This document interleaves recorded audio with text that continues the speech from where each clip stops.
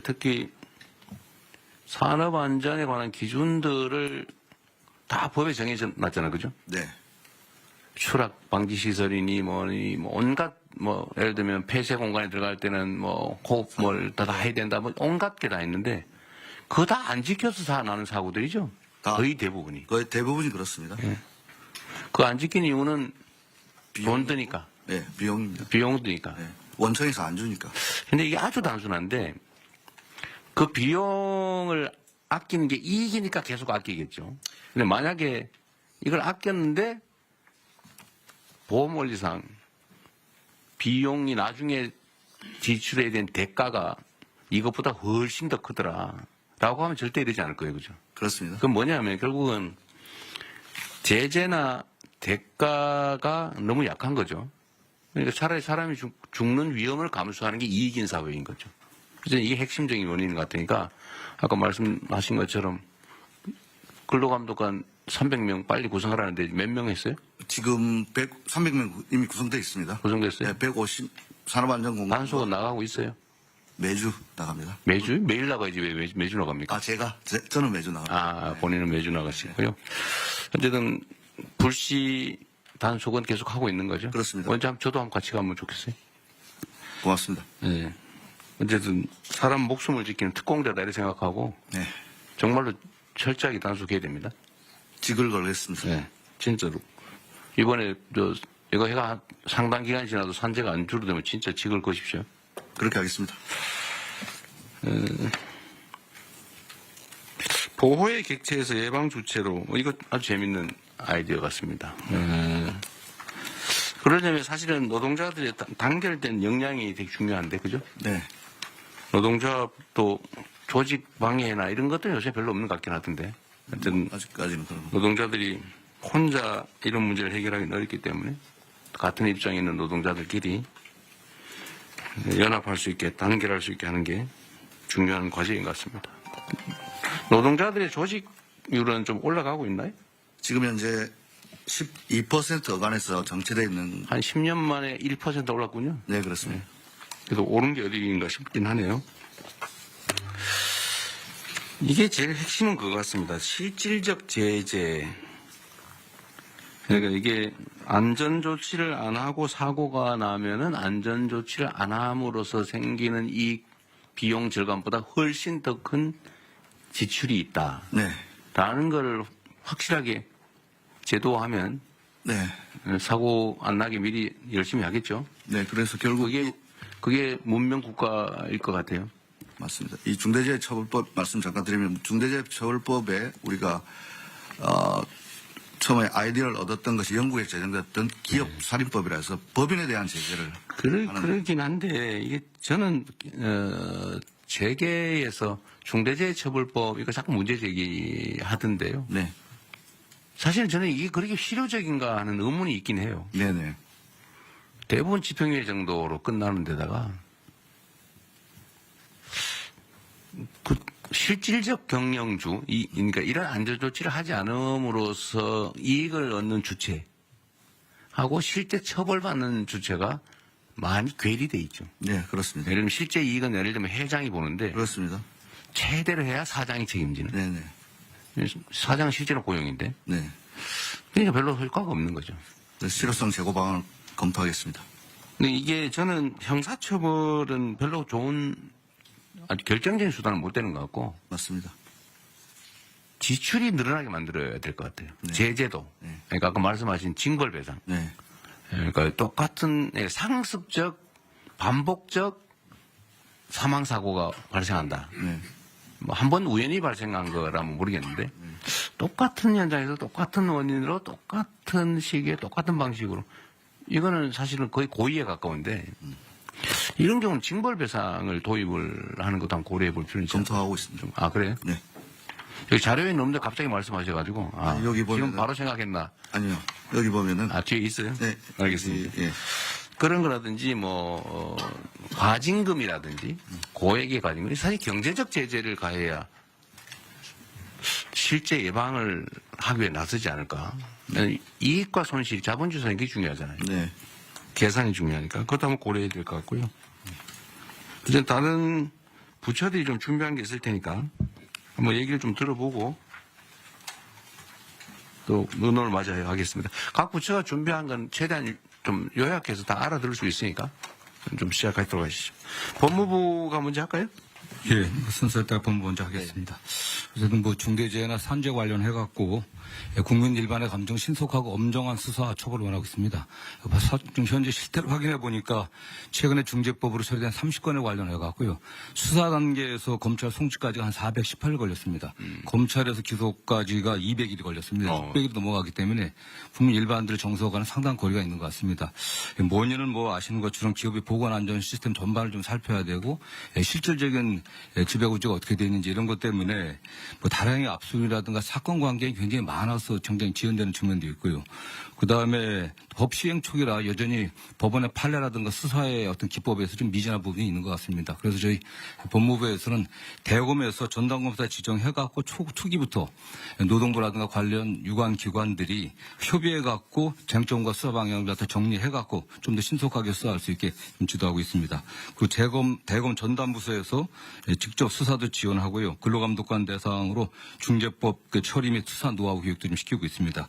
그래갖고 최종적으로는 법원의 그 엄중한 처벌이 필요한데 그 법무부에서는 중재법 그 구형 기준을 마련해갖고 엄정하게 시행되고 있는데 법원에 지금 양형 기준이 없습니다. 그래서 법원에 양형위원회에다가 양형 기준을 좀 저희들 강력하게 요청하고 있습니다. 최근 같은 경우는 최근 그 아리셀 화재 사건 같은 경우는 대표자에게 20년 구형했습니다. 그래갖고 저희들이 관련자들이 하여튼 책임에 상응한 또 처벌을 좀 받을 수 있도록 최선을 다하겠습니다. 아리셀 20년 구형하셨는데 그 아리셀의 사망자가 몇 명이죠? 지금 23명으로 23명이 사망 있어요. 그 지금 기준에 의하면은 지금 사망자 1인당 징역 2년 6월에서 4년 정도로 설정되어 있는데요. 또 이게 뭐 경합범 가중 이렇게 돼갖고 상한 전체 그 교통사고 처리보다 별로 세지 않네요. 네 그렇습니다. 네. 아까 전담부서 말씀하셨는데 전담 검사 얘기하신 건 부서는 아니고. 네. 근데 이게 예를 들면 뭐 저 광양에서 사고 나고 저기 뭐 포천에서 사고 나고 뭐 이러면 전담이 별로 의미가 없는 것 같은데. 그래서 그 일선총에 지금 저희가 수사 지휘를 대검에서 하고 있습니다. 네. 전담 지휘자를 둔 거군요. 네, 그렇습니다. 전담 팀을 두는 걸 한번 검토해 보시면 어떻습니까? 이게 사람이 일하다 죽는 사건이라고 하는 게 그런 단순한 게 아닌데 교통사고 뭐 이런 거하고 좀 다르잖아요. 예, 예. 일하다 죽는 그것도 명백하게 사인 과실이 대부분 명백한 과실 아닙니까? 어디 내보니까 천정 철거하는데 이거 비계를 천정까지 설치를 해야 되는데 거기 안 하고 놔도 천정 위에서 천정을 철거하다 떨어졌더라고요. 그 당연히 떨어질 위험성이 높잖아, 그죠? 네. 전담 이따 행안부 어떨지 모르겠는데 행안부 네. 혹시 발표 있나요? 발표는 갖고 있다. 아따 말씀하시. 이거 저기 하루에도 10명씩 지금 사망하는 거 아닙니까? 그렇죠. 네. 이거 전담팀을 하나 두는 거 어떨까요?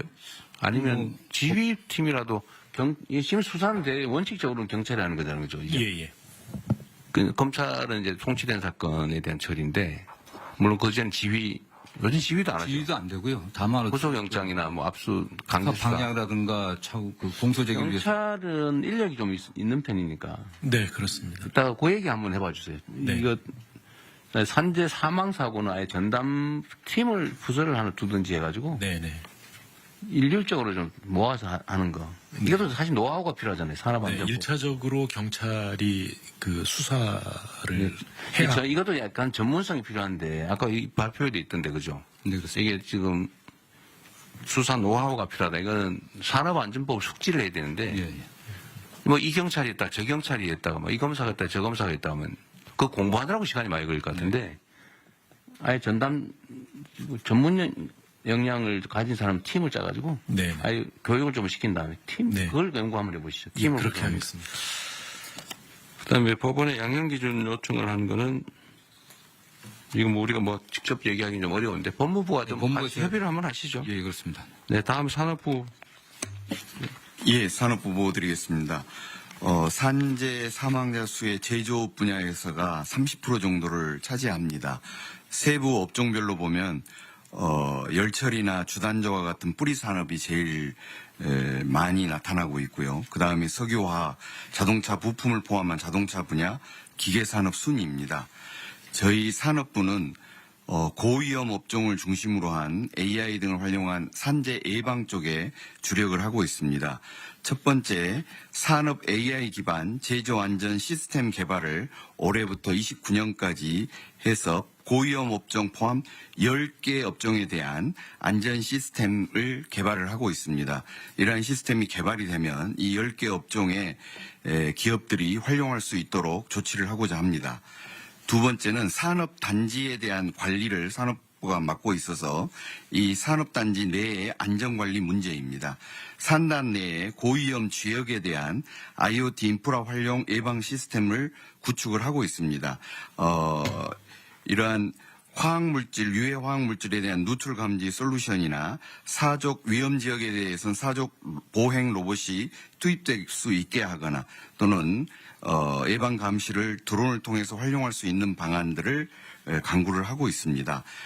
마지막으로는 이러한 안전 환경 구축이 산업계 측에서 이루어질 수 있도록 특히 중소조선사나 산업단지 내에 중소중견기업 대상으로 하는 안전 컨설팅 또는 안전 디자인을 구축해주는 지원 사업을 추진하고 있습니다.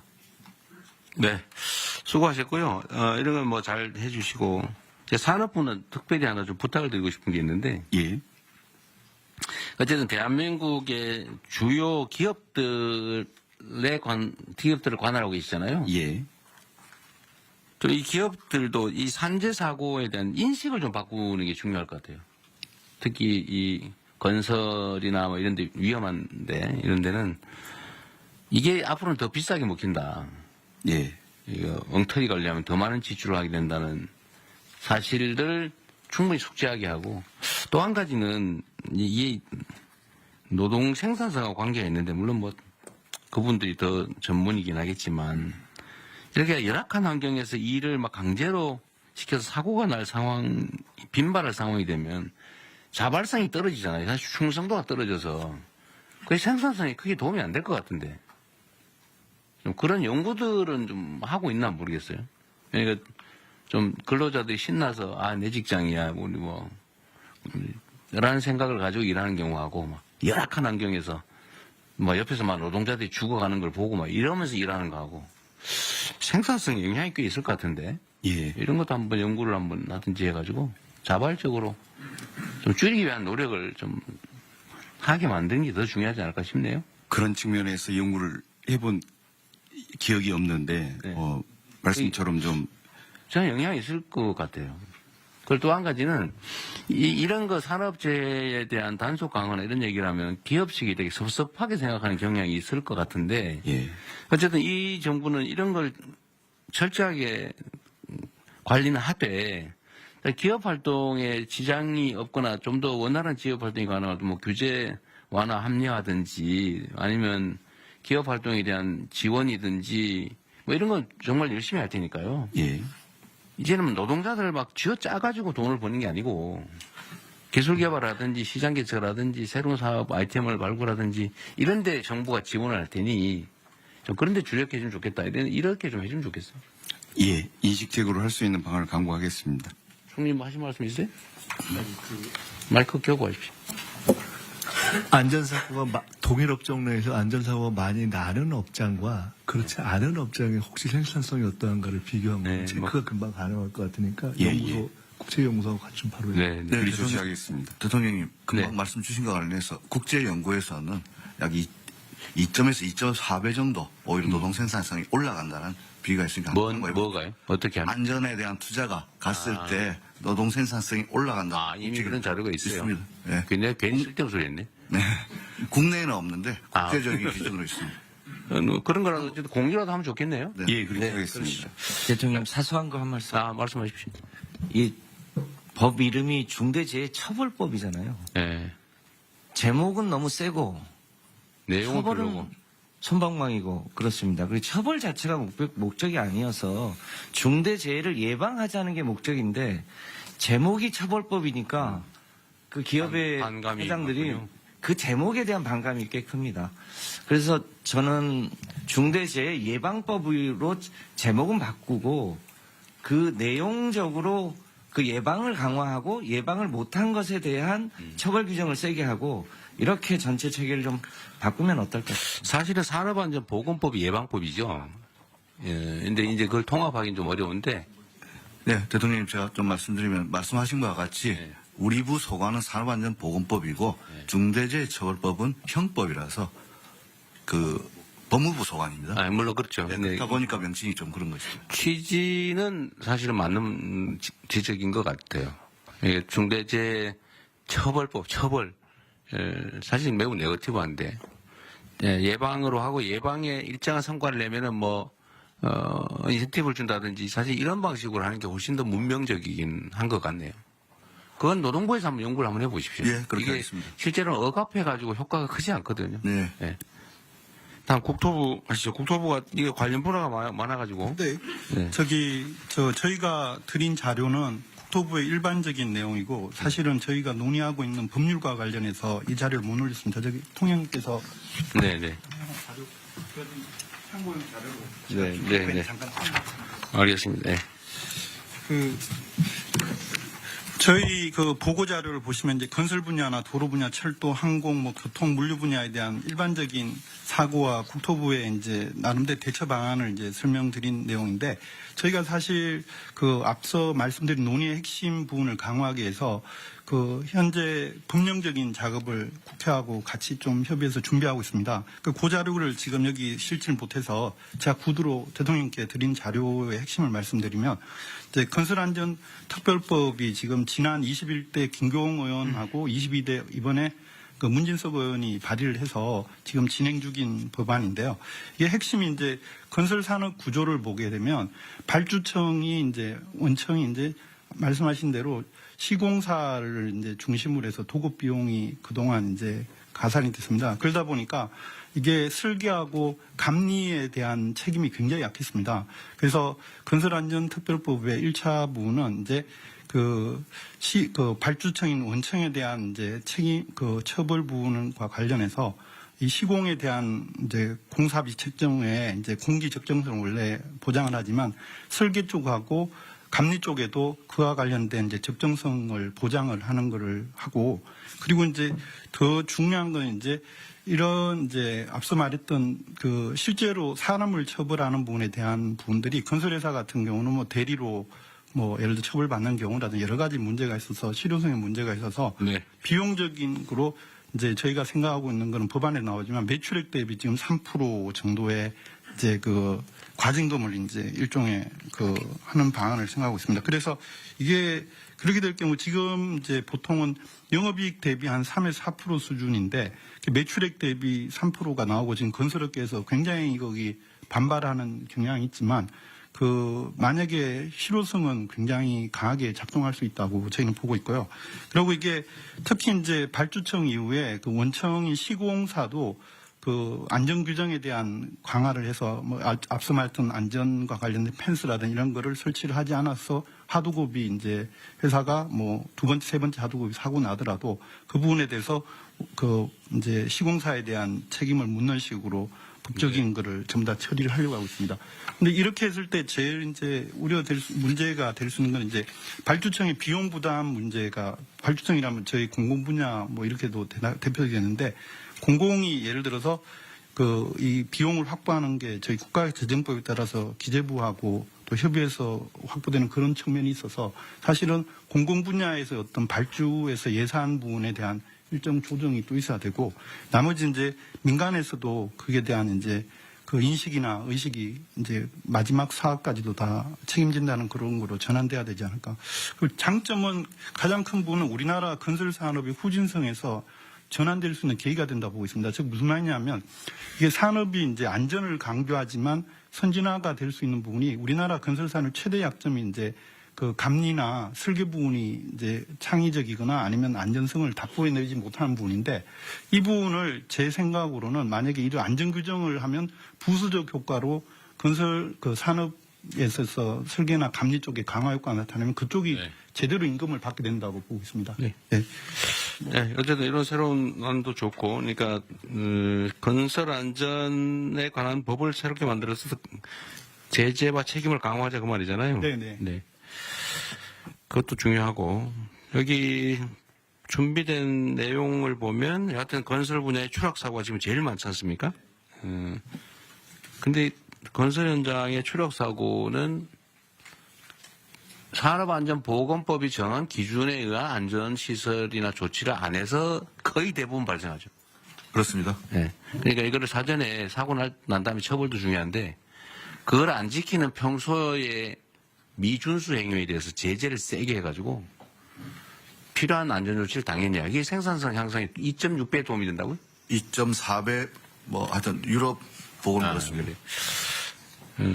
어쨌든 그 추락사고 예방 대책을 철저하게 준수하는 거하고 지하 안전 강화 이것도 있네요. 국토부 네. 활동이 많아요. 네, 예. 제가 그 부분 또 그러면 짧게 보고. 아니 됐습니다. 네, 네.